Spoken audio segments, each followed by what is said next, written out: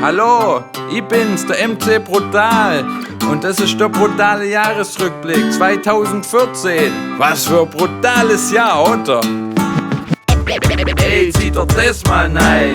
Günther Oettinger wird Digitalkommissar. Was ist denn das, hat er erst mal gefragt.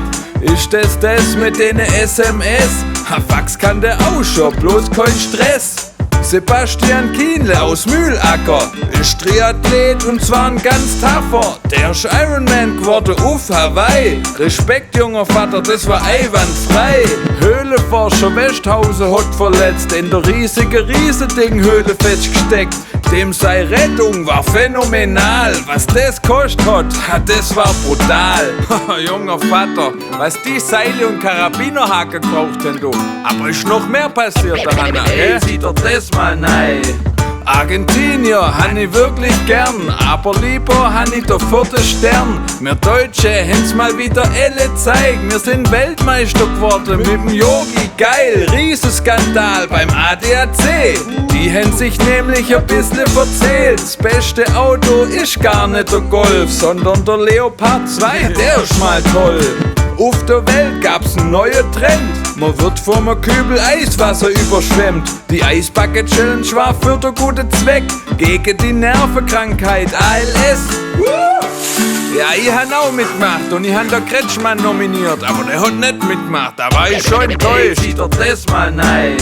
Stuttgart hat sich ein bisschen verändert, sieht aus wie einziges Einkaufscenter. Gerber Milaneo, wollt ihr mich verarschen? Das ist die Königstraße auf 3 Etagen. Die Deutsche Bahn hat mal wieder gestreikt, deswegen kriegen die von mir ein fettes Dislike. Die Piloten haben auch gestreikt, das faule Pack.